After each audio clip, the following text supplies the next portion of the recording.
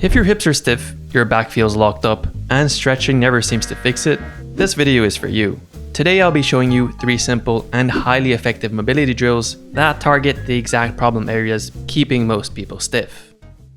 Now if I could only pick one mobility drill for the entire body, this would be it.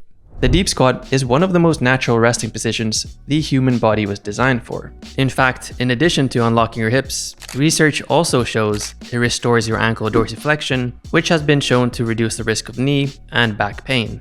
So with your feet shoulder width apart, toes turned slightly out, slowly lower yourself down as far as you can go. If your heels come up, don't worry, that's completely normal. Just support yourself with your hands and stay there for 10 seconds and then stand up.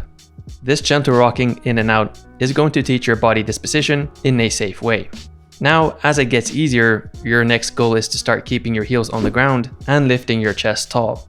That upright chest makes a huge difference. It takes pressure off your lower back and helps you engage your core. Another key tip is to apply gentle pressure outwards with your knees. This helps you open up your hips and gives you more room to sink deeper instead of feeling jammed at the bottom. Now once you're comfortable with the basic deep squat, here's 2 variations that I recommend trying out. So at the bottom of the squat, fold your torso forward and straighten your legs. This is great for you guys who have tight hamstrings. The forward fold in the squat is a really effective way to release that tension. The second variation, which is one of my personal favorites, is to hold a light weight at your chest while squatting. The extra weight pushes you deeper into the position and also has the added benefits of building strength at the same time. But wherever you are right now, stay patient and pick the level that's suitable for you. The payoff is going to be huge: freer hips, stronger ankles, and a back that finally feels unlocked. Now here's a question. When's the last time you trained your hips to rotate? For most people, the answer is never, and that's a problem. Studies show that when hip rotation is limited, the body, especially the lumbar spine, is forced to compensate. And this isn't just a little stiffness we're talking about. That compensation has been linked to chronic low back pain and even long-term joint wear. And this is why hip cars are such an awesome mobility move.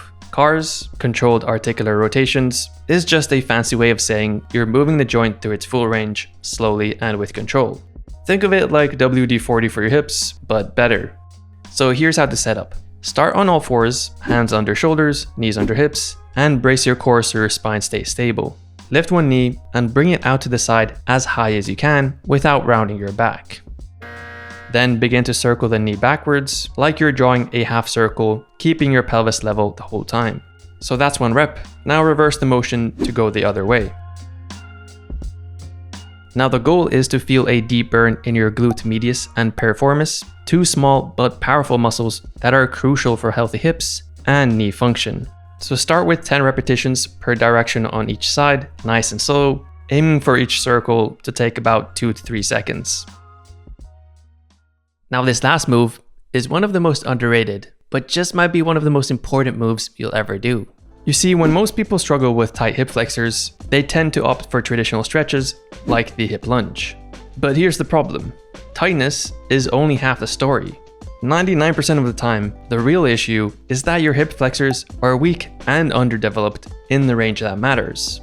You see, sitting shortens them, and since they're rarely trained, they also lose strength. So that's where the split lunge hip flexor lift comes in. Unlike traditional hip flexor stretches, it builds strength in your hip flexors and lengthens them at the same time. Think of it as the ultimate anti-chair drill, rebalancing the front and back of your hips so walking, running, and squatting all feel smoother and more natural. So to do this, you'll want to get into a half kneeling lunge position with your back toes tucked. From here, slightly tilt your pelvis under, think about tucking your tailbone, and squeeze the glute on your back leg. Now shift slightly forward until you feel a gentle stretch in your front of your hip, and from there, lift your knee off the ground just enough to straighten your leg. Then slowly lower down, and repeat that 8 times per side for 2 sets. You should start to feel a deep burn right in the front of your hip, and that's exactly what we're looking for. Now if you are just getting started, I recommend doing this supported. So just grab a chair or set up next to a wall and practice the same exact movement. Once you've got that down, just slowly move on to the unsupported version. And if you do want to take this a step further, the easiest way to do that is adding some light resistance. That extra load forces your hip flexors to work harder, which means faster progress and even better results. And that's it. Just 3 simple mobility moves and you've covered it all. Ankles, hips, and your spine with the deep squat, rotation and joint control with hip cars, and end range hip flexor strength with the split lunge lifts. I recommend starting out 2 to 3 times per week, or more often if you've got the time.